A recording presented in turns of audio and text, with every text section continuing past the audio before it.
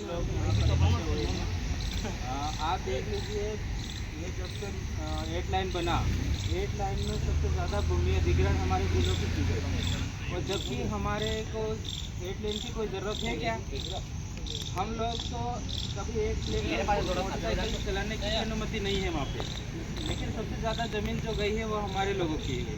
हम लोगों ने जब से 8 लाइन बना तब से विरोध चालू कर दिया था थानला क्षेत्र में, क्योंकि हमको पता था, संगठन को पता था कि जब ये 8 लाइन निकल रहा है, 8 लाइन निकलने के बाद में इसके आसपास जो इलाका आ रहा है, इसके 25 किलोमीटर दायरा उस पार और 25 किलोमीटर दायरा इस पार, इसके आसपास उद्योग लगने वाला है। और ऐसा कैसा ये जो 8 लाइन से ये जो अभी 4 लाइन जो राजपत्रा अभी जो आया है, ये 4 लाइन निकाला जा रहा है, ये भी एक गलियारा हमारे बीच से निकाला जा रहा है। हम क्या सोच रहे हैं, सिर्फ ये रोड निकाल रहे हैं, ये रोड की ज़मीन जा रही है, ये हम मुगालदे में हैं। आने वाले समय में ये इन रोडों के पास में फैक्ट्रियाँ लगने वाली है, और जब फैक्ट्रियाँ लगेगी तो और ज़मीन हमारे से छीनी जाएगी, और जो अगर ज़मीन छीन लेंगे तो हम लोग कहाँ जाएंगे? हम लोग तो जी लेंगे, हमारे बच्चे आने वाले कहाँ जाएंगे? ये सोचने का विषय है। आपके कथारवाड़ी में पहले से ज़मीन आवंटित कर दी गई है उद्योग के लिए। उस पार पीएम टेक्सटाइल के नाम से प्रधानमंत्री उसका उद्घाटन करके चला गया है। आज वो फैक्ट्री जो अगर बनती है, वह उस फैक्ट्री से निकलने वाला जो गंदा केमिकल है या फिर जो भी अवशिष्ट पदार्थ है, वो पूरे माही नदी में छोड़े जाएंगे और पूरे माही के किनारे वाले लोग प्रभावित होंगे। आने वाले समय में उस पानी को पीने से जानवर भी मरेंगे, मनुष्य भी मरेंगे, और उस पानी को पिलाने से हमारी ज़मीनें भी बंजर होने वाली है। तो इस चीज़ को देखते हुए आप देख लीजिए, एक तो ये 4 लाइन जा रहा है और अपना मोहनपुरा से लगाकर झकनाउता तक 2 लाइन बनने वाला है। यह रोड क्यों निकाला जा रहा है? क्योंकि ये गलियारे बीच से निकाले जा रहे हैं 8 लेन से जोड़ने के लिए। यहाँ पर ये फैक्ट्रियाँ लगाएंगे और इस फैक्ट्री से निकलने वाले जो चीज़ें हैं, कच्चा पदार्थ लाएंगे, और यहाँ से जो चीज़ें बनेगी उसको परिवहन के माध्यम से सिटियों में ले जाने की तैयारी है। और ज़मीन इनको आदिवासियों की सस्ती दिख रही है, इसलिए ये लोग हमारे क्षेत्र में फैक्ट्रियाँ लाने की पूरी तैयारी में हैं।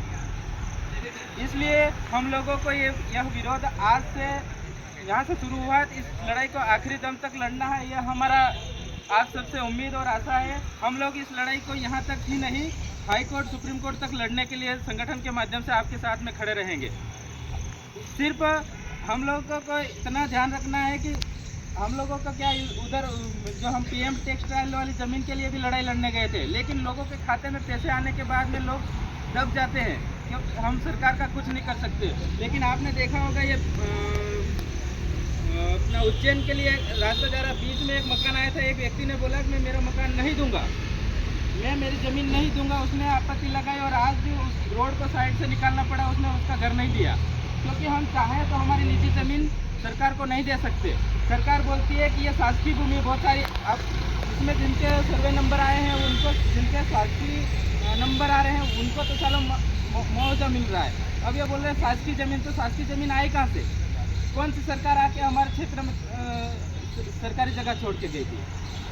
बोलते हैं कभी कांग्रेस की सरकार रहती, कभी बीजेपी की सरकार, तो कौन सी सरकार हमारे क्षेत्र में ज़मीन छोड़ के गई थी? हमारे बाप दादा यहाँ पर शुरू से यहाँ पर जन्म लिए और यहाँ पर खेतीबाड़ी किए, हम लोग भी यहाँ पर पैदा हुए, आने वाले बच्चे भी यहाँ पर रहेंगे।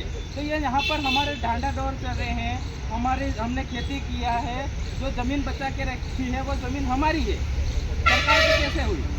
इसलिए इस लड़ाई को लड़ने के लिए आप सभी का सहयोग चाहिए, और इस लड़ाई को हम लोग हाई कोर्ट तक भी लड़ने के लिए तैयार हैं, और आप लोगों को इस लड़ाई में साथ में खड़ा रहना पड़ेगा। आप जो अगर डटे रहे हम लोगों को ज़मीन नहीं देना है, आप या तो ऊपर से रोड ले जाओ या ज़मीन फाड़ के ले जाओ, लेकिन हमारी ज़मीन पर हम रोड नहीं जाने देंगे, तो ये संभव हो सकता है। आज आप सोच रहे हो हम लोग इतने हैं, थानला क्षेत्र वाले भी लड़के आए हैं, अगले जो हम लोग फिर एक बार ज्ञापन देंगे तो थानला वाले भी लोग आएंगे।